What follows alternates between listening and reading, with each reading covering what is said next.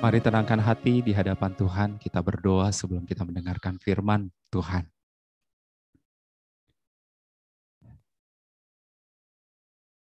Sekali lagi kami mengucapkan syukur kami untuk panggilan beribadah yang Tuhan boleh dengungkan bagi setiap kami. Kami menyadari kami penuh dengan segala kelemahan, keterbatasan, dan ketika kami datang di dalam ruang Zoom ini, kami punya begitu banyak pergumulan hidup, masalah yang mungkin belum kami bereskan di hadapan Tuhan. Bercampur aduk apa yang kami rasakan. Hari ini Tuhan, mohon Engkau boleh membersihkan kembali kami, agar kami boleh membuka hati dan pikiran kami, kembali diterangi oleh kebenaran firman. Karena kami menyadari kami membutuhkan firman Tuhan, boleh terus menuntun kehidupan kami, menjadi para pengikut Tuhan dan murid Tuhan, yang tetap terus setia di dalam menjalani akan perjalanan iman ini. Kami siap untuk mendengarkan firman-Mu dan berbicaralah kepada kami. Ini doa kami Bapa, di dalam nama Tuhan Yesus yang siap mendengar firman Tuhan bersama dengan saya katakan, amin. Oke. Shalom saudara yang terkasih dalam Tuhan kita Yesus Kristus. Ya, puji nama Tuhan, hari ini kita kembali diberikan kesempatan untuk boleh bersama-sama belajar kembali ya tentang kebenaran firman Tuhan secara khusus bulan ini, saudara. Kita bersama-sama kembali belajar tentang ibadah, ya, belajar tentang ibadah. Dan hari ini kita akan bersama-sama melihat sebuah topik tentang berhala, ya, di dalam ibadah. Nah, saudara yang terkasih di dalam Tuhan kita Yesus Kristus, bentar saya share screen. Oke. Screen saya sudah muncul ya rekan-rekan ya. Oke ya, oke. Ya. Oke, saudara yang terkasih di dalam Tuhan kita Yesus Kristus, percaya atau tidak, ya sadar atau tidak, kadangkala ketika kita beribadah, seringkali berhala itu hadir, saudara, di dalam ibadah kita, baik secara pribadi, ya sehari-hari, ataupun secara komunal.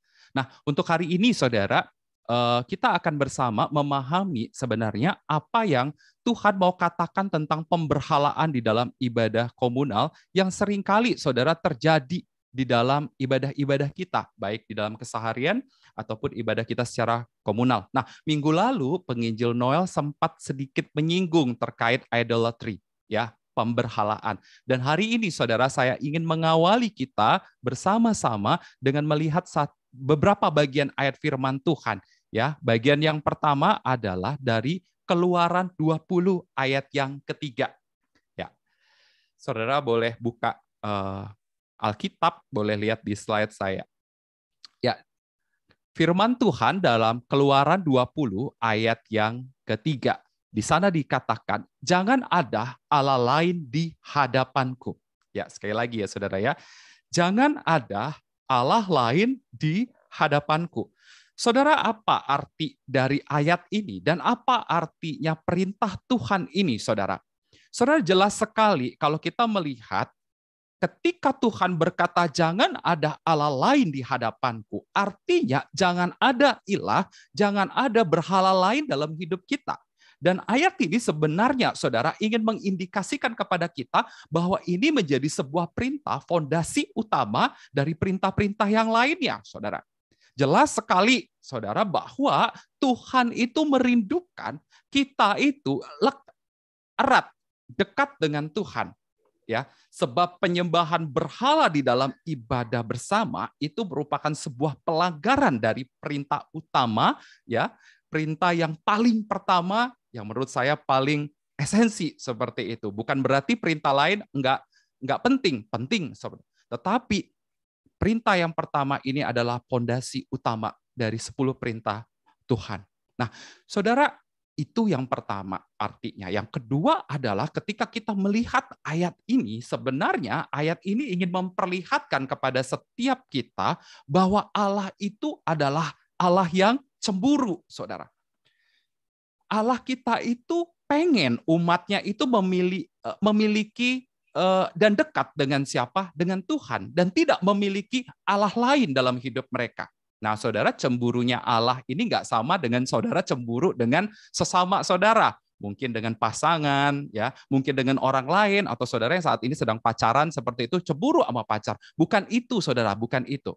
Tetapi kecemburuan Allah itu baik dan suci. Sebab apa? Kecemburuan Allah itu adalah kudus. Dan kecemburuan dia ya adalah suci, ya, dan tidak pernah salah. Sebab Allah sangat layak dan sangat pantas menuntut ya saudara dan saya sebagai makhluk yang diciptakan Dia sendiri untuk lebih apa? Mencintai Tuhan, saudara. Sebagai satu-satunya pribadi ciptaan yang lebih yang lebih apa, saudara? Yang lebih utama ya dibanding hal yang lain. Sebab jika kita hidup terpisah, saudara, dengan siapa? Dengan Allah, maka hanya ada kekosongan di dalam hidup ini. Nah, maka dari itu, saudara, ayat ini ingin mengindikasikan kita dua hal ini, saudara. Ya, jangan ada Allah lain, ilah lain seperti itu. Dan ingat, Allah kita itu adalah Allah yang cemburu. Dia pengen kita itu dekat, melekat dengan siapa? Dengan Tuhan. Nah, saudara, itu dalam perjanjian lama seperti itu ya. Dan kita perhatikan, saudara, ketika Allah berkata jangan ada Allah lain, artinya sekali lagi Tuhan pengen kita melekat kepadanya. Tetapi perhatikan, saudara, ya, di dalam perjanjian lama bangsa Israel selalu melanggar perintah Allah yang pertama ini. Bahkan kalau kita ngelihat kisahnya, mereka menciptakan ilah-ilah lain seperti itu ya, saudara ya. Dan terus berlangsung hingga zaman raja-raja dan seterusnya, saudara. Dan mungkin hingga saat ini. Nah, saudara, bagaimana dengan perjanjian baru sendiri? Saudara, saya ingin mengajak kita untuk melihat sisi dari perjanjian baru, saudara, dari 1 Yohanes 5 ayat 21. Saudara, di sana dikatakan, saya akan baca bagi setiap kita, saudara boleh perhatikan di slide saya. Anak-anakku, waspadalah terhadap segala berhala. Ya, seperti ini ya. Anak-anakku, waspadalah terhadap segala berhala. Saudara, dosa berhala itu terus menjalar hingga saat ini. Bahkan Yohanes, saudara, dalam bagian ini menasehatkan kepada anak-anakku. Konteksnya anak-anak yang sudah percaya seperti itu. Anak-anak yang sudah lahir baru. Ya, dan lihat, saudara, ya, orang percaya aja, ya, anak-anak Tuhan ternyata masih bisa jatuh di dalam dosa penyembahan berhala. Saudara, saya pun sebagai hamba Tuhan, saudara yang melayani sebagai seorang majelis, sebagai seorang pelayan ibadah, saudara, jelas kita itu bisa rapuh dan rentan untuk jatuh ke dalam dosa penyembahan berhala. Saudara, mungkin di sisi lain kita mengaku Yesus Kristus itu Tuhan kita. Tetapi dalam kehidupan sehari-hari kita terus hidupnya tuh menyimpang daripada perintah daripada Tuhan. Nah, saudara, berhala bisa dalam bentuk apapun. Kata Yohanes dalam 1 Yohanes 5 ayat 21 di situ dikatakan semua itu bisa jadi berhala, ya. Segala berhala itu artinya dikatakan semuanya bisa jadi berhala. Untuk itulah, saudara, kalau kita berbicara soal berhala, berhala itu adalah sesuatu yang saudara dan saya anggap hal yang paling utama, hal yang paling penting dibandingkan Tuhan. Nah, ketika kita menganggap sesuatu itu lebih penting, entah itu harta, entah itu sumber prestasi diri saudara dan saya, sesuatu yang saudara bisa andalkan di dalam hidup ini, maka sudah jelas kita memberhalakan. Senada, saudara, dengan seorang tokoh bernama Timothy Keller. Dia pernah berkata demikian di dalam bukunya Allah-Allah Palsu. Saudara, berhala itu adalah segala sesuatu yang penting, yang mengontrol hidup seseorang sampai semua hal terfokus kepada hal tersebut. Sekali lagi, saudara, berhala itu adalah segala sesuatu yang penting, yang mengontrol hidup seseorang sampai semua hal terfokus kepada hal tersebut. Contohnya apa, saudara yang terkasih dalam Tuhan? Kalau kita ngelihat berhala modern zaman sekarang apa, saudara? Gadget. Saudara, bukan saya katakan nggak boleh main gadget ya. Tapi kadangkala ya, seperti penyanyi Ratu. Aku ingin makan, ku pegang gadget. Aku ingin tidur, juga ku pegang gadget. Ke toilet juga pegang gadget, seperti itu, saudara ya. Nah, saudara yang terkasih dalam Tuhan, mungkin games, jabatan, itu contohnya. Pencapaian pelayanan, ya, keberhasilan pelayanan, mungkin fasih berkhotbah, pintar berkhotbah, banyak karunia dan kemampuan-kemampuan lain, Saudara. Dan hal itu bisa menjadi berhala. Maka dari itu, Saudara, Jerry Bridges pernah berkata di dalam bukunya, membereskan dosa-dosa yang kita toleransi. Di situ dikatakan, kita itu bukan sedang menyembah berhala dari kayu, logam, dan batu pada masa kini. Melainkan apa, Saudara? Kita itu sedang berjuang dengan berhala-berhala yang ada di dalam hati. Yang kita junjung tinggi, yang kadangkala, Saudara, menguras seluruh emosi, tenaga, waktu, dan hal itu didahulukan di atas relasi kita dengan Allah. Saudara, dari setiap minggu, ya dulu minggu yang kedua, penginjil Rosalin mengingatkan kita ibadah itu berbicara soal relasi kita dengan Allah. Nah, Saudara yang terkasih, kadangkala, Saudara, berhala itu bisa menjangkit di dalam kehidupan setiap kita, secara khusus dalam ibadah keseharian kita, dalam ibadah komunal kita. Dan kita sangat rentan, Saudara, jatuh ke dalamnya.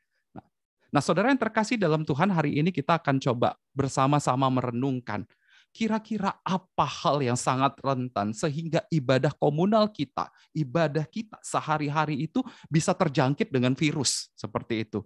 Bahkan virusnya bukan virus corona, tetapi virus pemberhalaan. Yang pertama, Saudara, yang mau kita pelajari adalah ibadah komunal yang rentan sekali terjangkit virus pemberhalaan adalah ketika tujuanmu datang beribadah itu salah. Saudara, hal ini harus kita pahami bersama bahwa ibadah ya itu harus sebagai sebuah penyembahan dan pengudusan. Nah, jika gereja itu menjadi gereja ketika gereja beribadah, maka apa yang terjadi ketika ibadah berlangsung itu patut menjadi perhatian kita bersama. Seorang tokoh, Saudara, di kalangan Roma Katolik maupun Protestan, dia merangkum dua hal yang terjadi dalam ibadah orang-orang Kristen. Pertama, penyembahan kepada Tuhan. Yang kedua, pengudusan manusia. Saudara, hari ini perlu ditegaskan sekali lagi bahwa tujuan utama, arah utama ibadah Kristen adalah semata-mata untuk memuliakan Allah Tritunggal. Sebagaimana tujuan tertinggi kehidupan manusia menurut Katekismus Singkat Westminster, dia berkata bahwa tujuan tertinggi kehidupan manusia adalah untuk memuliakan Tuhan, untuk menikmati siapa? Dia selama-lamanya. Tidak boleh ada tujuan lain, Saudara, semulia apapun yang boleh menggantikan tujuan itu. Ya. Pada waktu umat menyembah, di saat yang sama anugerah Allah itu turun melalui Roh Kudus untuk menjadikan saudara para penyembah-penyembah yang makin serupa dengan siapa? Dengan Kristus. Saudara, jika ibadah minggu kita itu dimulai dengan anugerah Allah Tritunggal yang merupakan sebuah wadah bagi penyembahan kepada Tuhan dan pengudusan orang percaya, maka segala tindakan beribadah yang dilakukan sepanjang kebaktian ya haruslah sedapat mungkin diarahkan kepada penyembahan kepada Allah Tritunggal dan pengudusan orang percaya. Saya kasih contoh, Saudara. Maka dari itu, Saudara, di dalam gereja kita, disinilah liturgi itu berperan sangat penting di dalam kebaktian kita. Liturgi itu memainkan peranan yang penting. Liturgi itu ibarat sebuah naskah drama, Saudara, yang bertujuan untuk memastikan tiap penyembah, Saudara dan saya, untuk memainkan perannya di dalam ibadah. Agar apa? Agar kisah perbuatan-perbuatan besar Tuhan di dalam sejarah kehidupan manusia itu dipertunjukkan, diperlihatkan, dan nama Tuhan dimuliakan. Misalnya, Saudara, di dalam liturgi itu ada elemen-elemen di mana kita memuji Dia. Ya, tadi Saudari Regi sudah mengajak kita untuk menyembah Dia, memuji Dia melalui apa? Dalam bentuk pujian, dalam bentuk doa, ya seperti itu. Mungkin juga bisa dalam bentuk tanggapan, bacaan ayat yang bertanggapan. Nah, Saudara, di dalam elemen ini kalimat-kalimat yang muncul adalah tentang siapa? Tentang Tuhan. Artinya apa? Artinya identitas dan karyanya Tuhan itu harus diungkapkan, ya. Harus diungkapkan, Saudara, sehingga para penyembah itu dapat merespon dan melihat terhadap identitas dan karyanya Tuhan. Nah, Saudara, elemen ini ada di dalam liturgi. Dan untuk memastikan jemaat itu memahami peran mereka di dalam sebuah kebaktian. ya, yaitu sebagai penyembah yang juga memuliakan Tuhan saja. Ya, ketika ada ajakan untuk berdoa, berdoa. Ketika ada ajakan untuk menyembah dan mengagungkan Tuhan, menyembahlah, mengagungkanlah nama Tuhan. Nah, saudara, di sisi lain, liturgi juga sebagai naskah drama yang dimaksudkan agar tiap pemeran itu semakin lama semakin menghayati, saudara. Menghidupi peran mereka sebagai penyembah, tidak hanya di dalam ibadah secara komunal, tetapi dalam kehidupan sehari-hari. Liturgi merangkum karakteristik utama yang sejati, harus dimiliki dan dihidupi oleh para pengikut Kristus, saudara dan saya, melampaui jam dan ruang kebaktian, saudara. Nah, misalnya panggilan beribadah. Apa sih tujuan panggilan beribadah? Tujuan dari panggilan beribadah, ya, pertolongan kita datangnya dari Tuhan yang menjadikan langit dan bumi seterusnya. Ini mendidik kita agar kita senantiasa berespon terhadap panggilan ibadah. Ya, ketika panggilan ibadah itu didengungkan, saudara, responilah dengan sebuah persiapan yang baik, dengan hati yang baik di hadapan Tuhan. Kemudian, saudara, ada momen pengakuan dosa. Kenapa pengakuan dosa itu harus selalu ada di dalam liturgi ibadah kita? Saudara, pengakuan dosa itu mau mengajarkan kita tuh lemah, saudara. Kita tuh tak berdaya. Dan pengakuan dosa itu memperlihatkan kita tuh harus terus mengaku, meminta ampun kepada Tuhan. Karena kita itu sering kali berdosa, ya, di hadapan Tuhan, dan sering kali kita itu bersalah di hadapan Tuhan. Maka dari itu, saudara, ketika unsur elemen liturgi itu didengungkan, kita mengaku dosa, ingin mengajarkan kepada saudara untuk kita boleh mengaku secara pribadi di hadapan Tuhan. Kalau kita ini lemah dan bersalah, minta lagi Tuhan itu perkenan kita untuk boleh datang di dalam segala kelemahan kita, di dalam segala keberdosaan kita, minta lagi. Karena Tuhan itu adalah Allah yang beranugerah dengan kasih setianya. Persembahan mendorong kita dan mengingatkan kita untuk memberikan hidup kita. Bukan hanya harta, tetapi yang paling penting itu adalah hidupmu, dirimu, dipersembahkan bagi Tuhan. Nah, saudara, singkatnya liturgi itu menjadi sebuah sarana, bukan? Anugerah melalui Roh Kudus membentuk jati diri kita sebagai umat pilihan Allah, dan pada akhirnya kita boleh menjadi penyembah-penyembah yang menyembah dan mengagungkan Tuhan.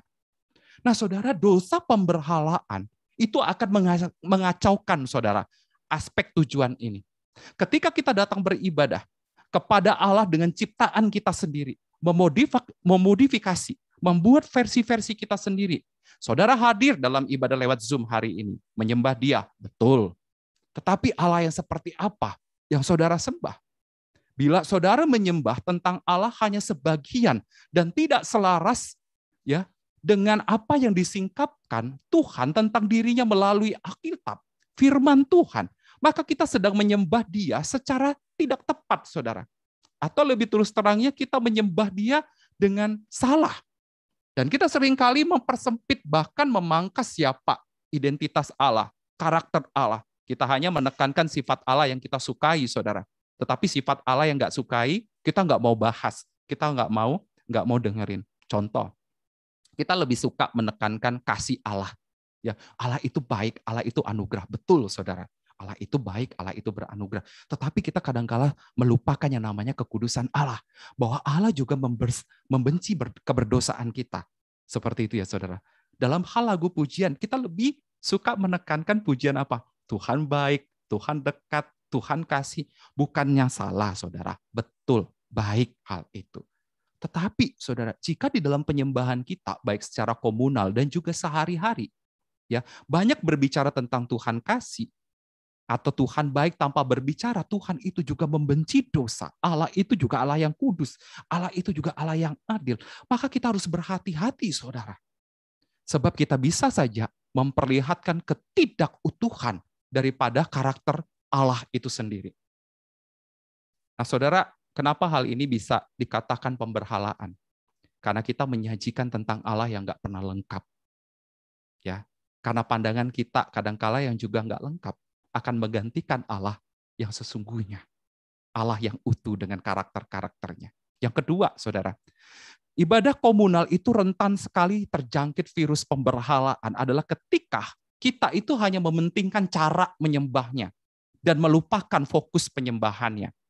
Saudara yang terkasih di dalam Tuhan kita Yesus Kristus, sadar atau tidak, kita ini lebih mementingkan cara menyembah dan melupakan fokus penyembahan. Betul nggak, saudara? Saudara, kalau kita berbicara soal cara, jelas sekali cara itu adalah produk serela dan budaya dari siapa, saudara? Manusia. Betul ya, saudara ya? Jadi ingat, saudara, cara itu adalah produk selera dan budaya dari manusia. Contohnya, saya hanya bisa menyembah Tuhan kalau dikemas dengan menarik.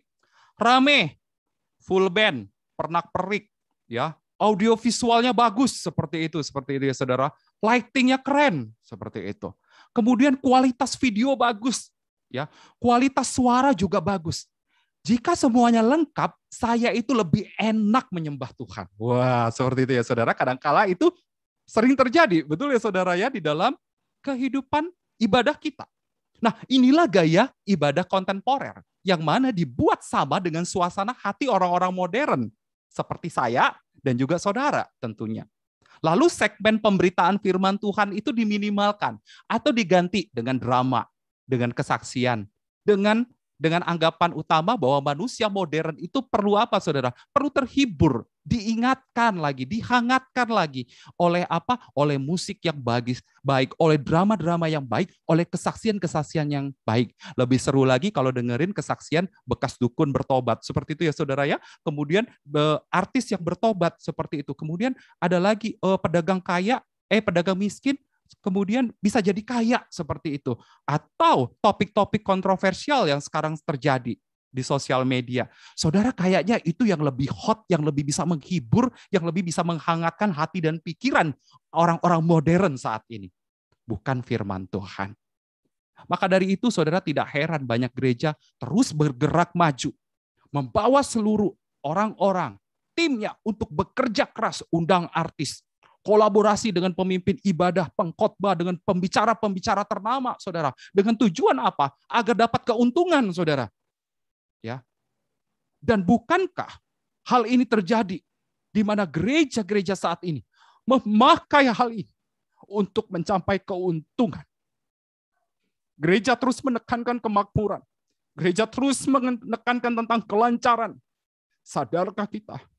Hal seperti itu adalah produk daripada manusia yang secara tidak langsung sudah membangkitkan berhala itu sendiri. Dan lihatlah, manusia berhasil, saudara, menindas kebenaran firman Tuhan itu, yang harusnya menjadi center, pusat penyembahan hidup kita. Dan tujuannya meninggalkan pada akhirnya Tuhan. Maka dari itu, saudara, Rasul Paulus sangat keras menegaskan kepada jemaat di Roma. Dalam Roma pasal yang pertama ayat 25 di situ dikatakan, mereka menggantikan kebenaran Allah apa? Dengan dusta. Dan memuja dan menyembah makhluk dengan melupakan penciptanya yang harusnya dipuji selama-lamanya. Amin. Sederhananya, manusia menyembah, penyembahan makhluk, yang sasaran utamanya selalu mencari keuntungan lewat ibadah yang memuaskan hidup kedagingan manusia itu sendiri. Saudara, tidak heran jika saudara perhatikan banyak daripada gereja-gereja Tuhan. Banyak sekali kasus-kasus terjadi. Kasus penyimpangan keuangan, kasus penyimpangan seksual di kalangan gereja. Dan cenderung hal itu ditutupi, dikubur tanpa disiplin gereja. Lalu pelakunya tetap melayani, pelakunya tetap berkhotbah, seperti tidak terjadi sesuatu. Saudara, kita harus berhati-hati, saudara. Kita menyembah, jika penyembahan kita ditentukan oleh faktor-faktor tadi. Padahal faktor-faktor X itu adalah berasal daripada budaya, berasal daripada selera, berasal daripada produk manusia sendiri. Jelas itu bukan hal yang esensial. Kreativitas ibadah, musik pengkhotbah itu baik, bisa dipakai Tuhan, itu penting, saudara. Saya percaya hal itu bisa Tuhan perkenan, Tuhan pakai. Tetapi jangan sampai, saudara, kita menjadikan hal itu tadi menjadi hal yang esensial. Sehingga jika tidak ada hal tersebut, kita nggak bisa beribadah dengan baik.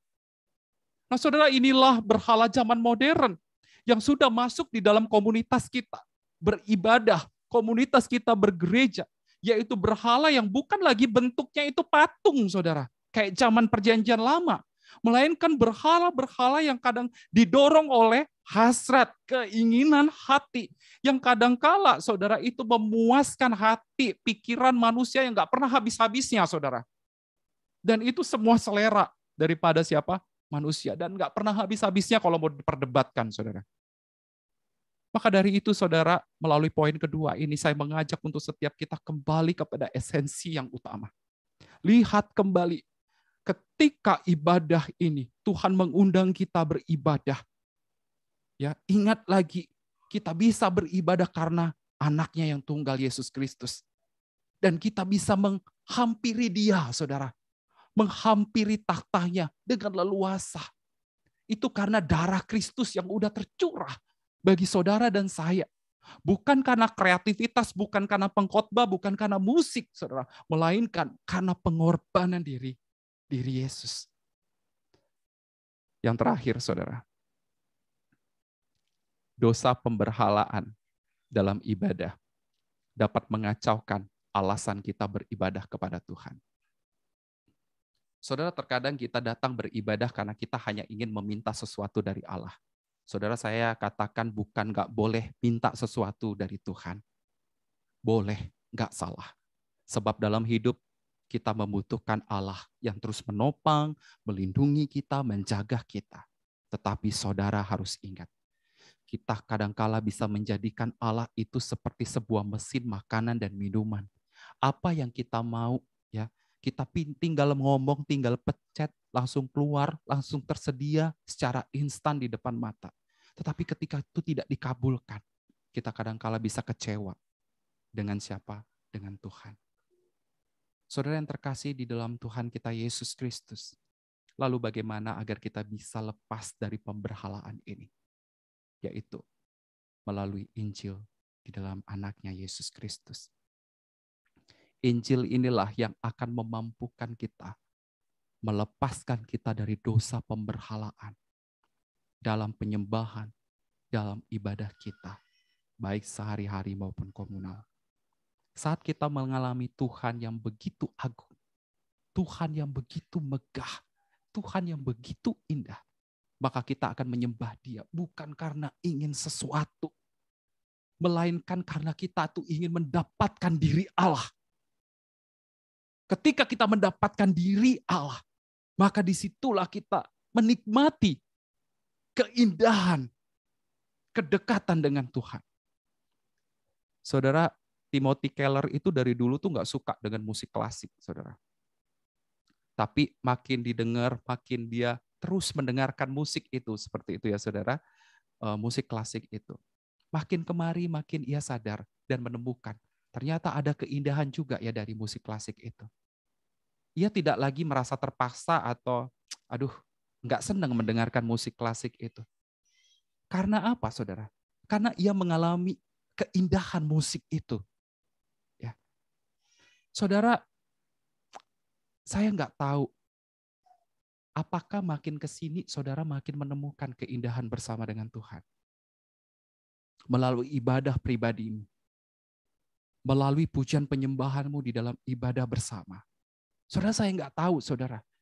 Apakah makin kemari, saudara makin menemukan keindahan bersama dengan Tuhan di dalam ibadah. Jika Injil Yesus Kristus itu menyentuh hatimu dan hatiku, engkau pasti menemukan Allah yang mulia. Engkau pasti menemukan Allah yang agung dan megah. Dan ketika engkau sadar, engkau dapat menyembah Dia, itu karena engkau ingin berjumpa dan mengalami Dia.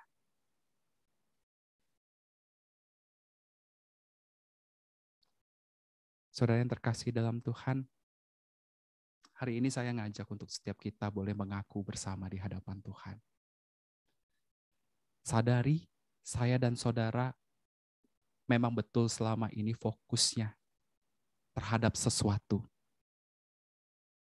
Membawa Allah-Allah lain di dalam diri kita ketika kita datang menghampiri Tuhan.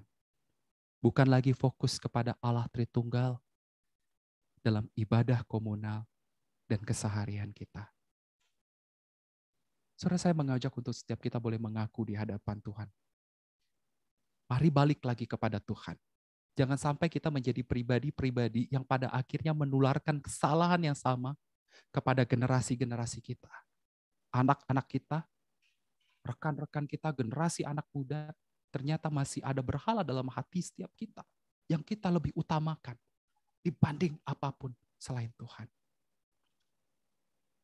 Mari hari ini saudara, saya ajak untuk setiap kita boleh tenangkan hati di hadapan Tuhan. Mari tundukkan kepalamu. Mari berdoa. Dua pertanyaan ini menjadi sebuah refleksi bagi setiap kita. Berdoa secara pribadi, akui bahwa aku tuh salah di hadapan Tuhan. Aku sadar fokusku bukan Tuhan. Ketika engkau sadar fokusmu bukan Tuhan, cepat-cepat balik sama Tuhan. Minta kembali anugerah daripada Tuhan. Dan ingat, kita nggak mau menularkan kesalahan kita yang sama kepada generasi di samping kanan kiri kita. Mari kita tundukkan kepala. Kita berdoa.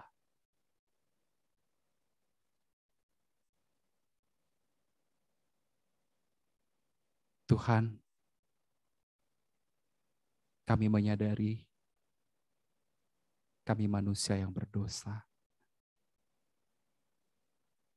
Kami seringkali dan sadar bahwa kami sering terjangkit dengan yang namanya virus pemberhalaan, sehingga mengaburkan tujuan kami, fokus kami, alasan kami datang kepada Tuhan di dalam ibadah kami. Ini kelembahan kami, ini keberdosaan kami, saudara Tuhan. Dan hari ini kami mohon ampun di hadapan-Mu, Tuhan. Memohon belas kasihan-Mu. Kami ingin memulai dari diri kami, untuk kami boleh bertobat, berbalik kepada Tuhan. Kami ingin mengarahkan hati kami, pikiran kami seutuhnya, secara total, sebagai sebuah persembahan yang hidup, yang kudus, yang berkenan di hadapan Tuhan. Kami tidak mau generasi-generasi kami pun mengikuti kesalahan-kesalahan yang seringkali kami lakukan di dalam hidup kami. Oh, ampuni kami Tuhan, ampuni kami. Dan biarlah melalui kebenaran firman Tuhan hari ini, sekali lagi kami diingatkan tentang ibadah, tentang hal-hal yang mungkin bisa menjangkit, yang merusak arah tujuan fokus kami, alasan kami ketika kami datang beribadah. Terima kasih buat firman-Mu yang boleh sekali lagi mengingatkan kami. Dan biarlah kami hari ini rindu belajar untuk terus menjadi penyembah-penyembah Tuhan. Yang menyembah Tuhan di dalam kebenaran. Menyembah Engkau di dalam kekudusan dan kemuliaan-Mu. Terima kasih Bapa. Ini doa kami di dalam nama Tuhan Yesus. Amin.